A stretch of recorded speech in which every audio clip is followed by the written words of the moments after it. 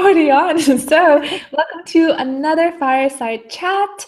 My name is Natasha Koo. I'm from Feminine Space. And as always, we have our lovely guest, our Cindy Stone, who is a hypnotherapist and psychotherapist for many years with lots of experiences.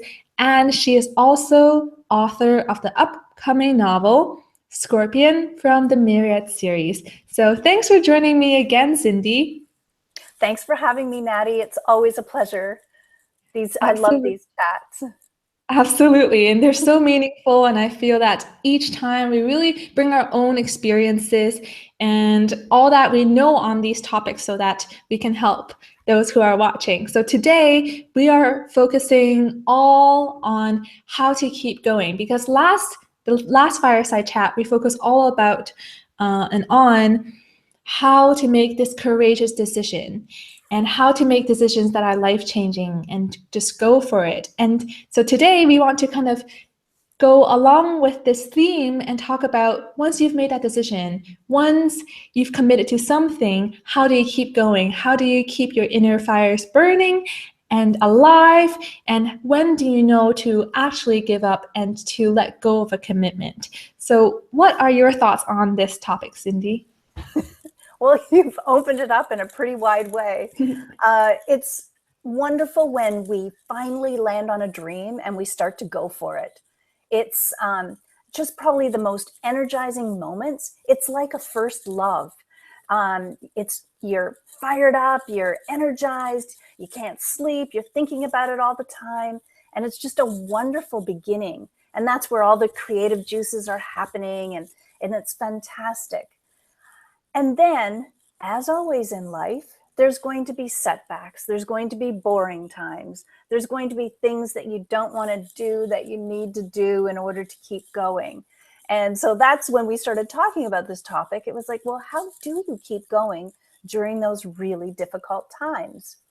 And so I think for myself, when I started something new or I start a book, say, because a book is a really, really long process. It takes years and years to write a novel. And it goes through so much evolution, and you as a human being goes through an evolution while you're writing it. So it's not a bad model to look at. How do you keep going when it's boring, when it's tough, when you feel like giving up? And I find for myself, I like to keep my goal in mind. I visualize it.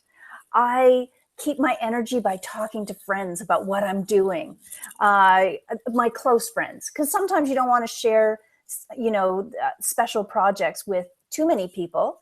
Sometimes you have to keep it to a close group, but close friends that you trust, talk to them, keep that dream alive, keep the big picture in mind so that when you're down in those fine grain moments that you have to do, like accounting or you're having to edit your book for the 95th time. You need to keep that energy alive about it. And probably the main thing that changed my life was when I began to understand and focus on the process rather than the end result. So I always keep the end result in mind as a visualization, as a goal. But when I'm deeply embedded in a process that's boring, like chopping vegetables for a meal, I often go to chopping vegetables because I used to hate doing it and now I love it. Editing a book, it's a different process than writing because it can be very boring. But when you focus in, zero in and hone in on that process and begin to love the process, enjoy the process, your whole life changes and you can enjoy anything that you do. And it keeps that richness and that energy alive in those other moments that are not so interesting, say, or energizing. And I do find that having a mindfulness attitude helps. When you're breathing into the present moment, when you're really learning how to enjoy a moment of whatever it is you're doing, you just imbue that moment with love and interest and joy, that changes everything. So these are two things. And I have more, but these are two really main things that changed my life. That's amazing. Wow, what stories, and you really bring it back to that, it can be even the smallest things that we want to give up on or that we find boring and we just think it's not of value and that it actually doesn't contribute to our day. Even though it can be a form of meditation, it's how we actually enjoy the process and not necessarily always looking at that goal of where we want to go and whether we're there yet or not. And something that I kind of like to do, because as I work on my business, what I would prefer is definitely this connection, doing these chats all the time, working with clients all the time, but that's not the case, right? I have to put myself out there. There's social media, there's different tasks I do have to achieve. But when things get tough, one thing I really like to repeat back to myself when I look at my to-do list. So instead of thinking I have to do this, I say to myself, I get to do this. It's actually a privilege, I have my own work and I get to do this. And it makes things much more exciting. It makes me put it back into perspective. What is it that I'm doing and what for?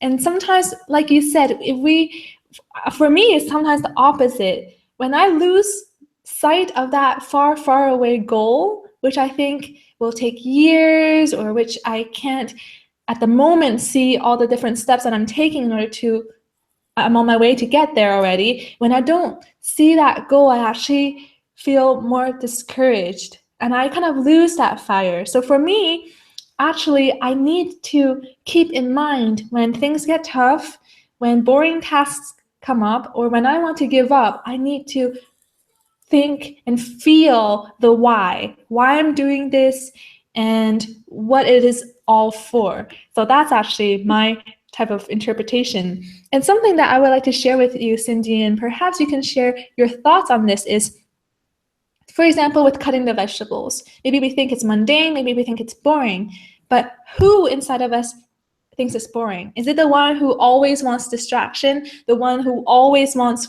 instant gratification? Like when these thoughts or these emotions come up, what's really happening?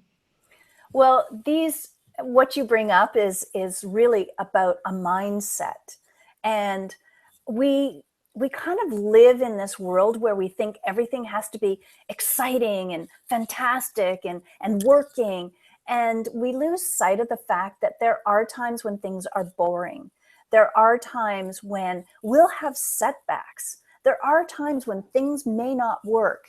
And I think that we're often not prepared for that kind of situation to happen because we expect things to be all this, yay, it's all fantastic at every moment and it's going to be brilliant.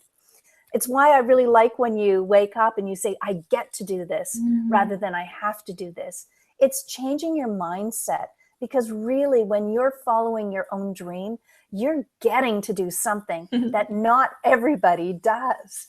And when we believe that the world should be like our super playground and we should never have a moment of boredom, it's an expectation that's can lead us astray and make us not really appreciate those moments.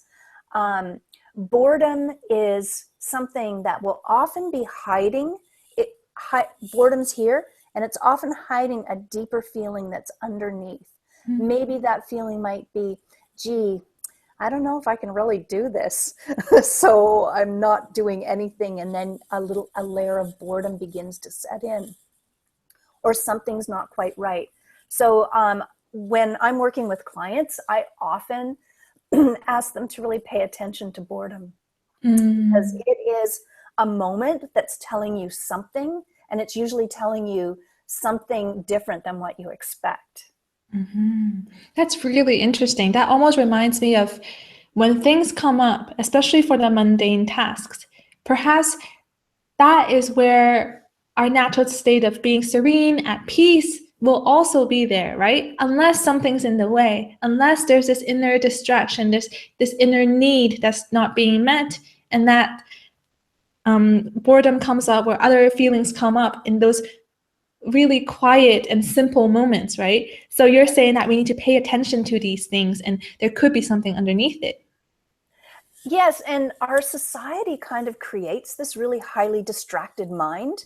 It's as if nobody can sit still for a moment and do nothing. We have to, when little kids are in school or even when they're watching TV, there's always things flying at us and our minds are being taken this way and that way and this way and that way. And parents are taking their children to dance classes and sports classes and there's just, our days are really full now. And sometimes I think that we forget how to have those really simple moments and find enjoyment out of them. And again, I'm going to return to the mindfulness idea, because the mindfulness really helps in retraining our minds and our souls. This is really soul food. It retrains our souls to appreciate a quiet moment where something new might arise, where we might have an awareness or a dawning awareness of something new. One of the things that what you just said reminded me of is, I think that the main element for success in any endeavor is resilience. Mm-hmm. And when we have resilience, we have the ability to be crushed by something and not allow it to truly crush us. We stand up again and we come back to it and we keep going. And that's a quality that I remind myself when things feel too difficult, or I've had this crushing blow, like a bad review or something like that. They do happen. And you just have to pick yourself up and you have to keep going. And I saw a really great quote the other day. It was about success, what was it? Failure is not being, is not falling down. Failure is when you fail to get back up. Mm-hmm. And I think that that's really epitomizes what resilience is about. And I totally agree, because that's something, patience is definitely something that I struggle with, especially when you know that final result you want to get to. And sometimes those, the step-by-step process, you don't get the evidence that you want to see to show or to tell you that you are on your way.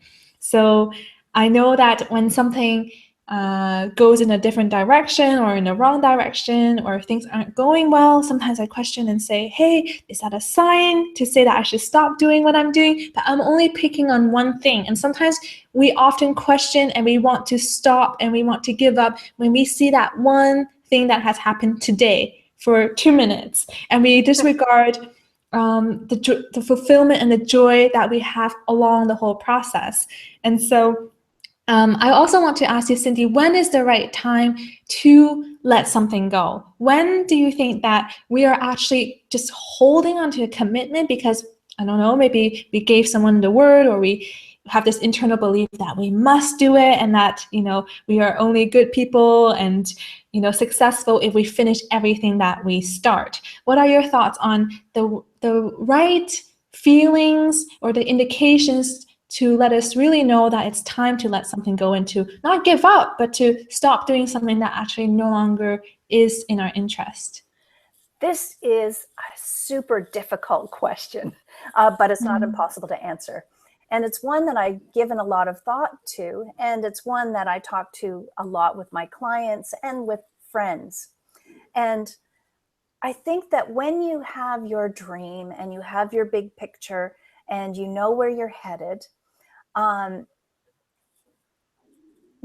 often giving up, people give up too early and they let their big dream go because something's gotten in their way. They haven't really found their resiliency. But there are times when maybe you need to shift or change something a little bit, alter something in a surprising way, because maybe your original plan was just a little too rigid, and you're hanging on to how you originally conceived something. But if you just tweaked it a little bit, let your original plan go and tweak it a little bit, your new ideas grow, and you can get back on track with this big picture, again, it might be slightly different, but it's new and different and it's working. So there are times when you really have to assess whether something's working for you. And again, it's those quiet moments where you really look inside. I think the right time to give up is when something is really not making you happy anymore, when the dream doesn't make you happy. Although that said, marriages will often not make you happy, and it's not necessarily a reason to give up on it. That's often one of those layers again, that something else is going on. I think that we really have to learn how to look past our top layer thoughts that say, oh, I'm not happy, so I'm not going to do this anymore, and really dive deep inside. That's why I go back to mindfulness and meditation so much, and taking those moments to really listen to yourself and learn to trust. What are those deepest voices? What are they saying? And you know, we've had several various threads on trusting yourself and intuition and judgment, and they're all kind of connected. Yeah. So it's hard sometimes to know really when you have to let something go or give up, because it's not working. But I really think that we have a tendency to give up so quickly in this world these days because everything's so instant. And a big dream is rarely instant. A big dream is something that you have to work at, and it often spreads out over time, and maybe sometimes even takes way longer than we ever expected.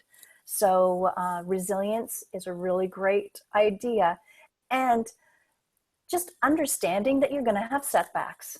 And that's just part of the process. Yeah. And learn that with every setback, you're gaining knowledge and wisdom for the next thing that you do. I really... Oh, I was just going to say, like, if you're going broke, you may want to have a B plan where you work at something that makes you money while you're creating your plan. That's always wise.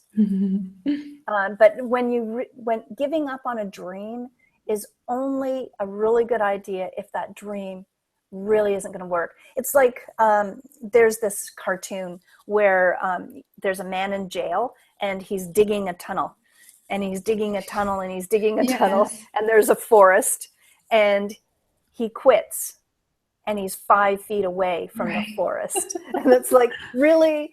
He'd been digging for years, and he thought, it's time to give up. I'm never going to get there. And he was only 5 feet away.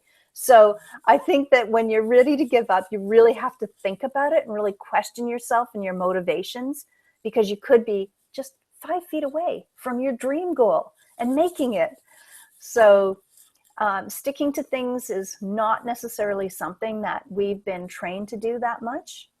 Our society likes fast things, things that give us a quick goal, a quick satisfaction. Right. And a big goal and a big dream, they're usually slower.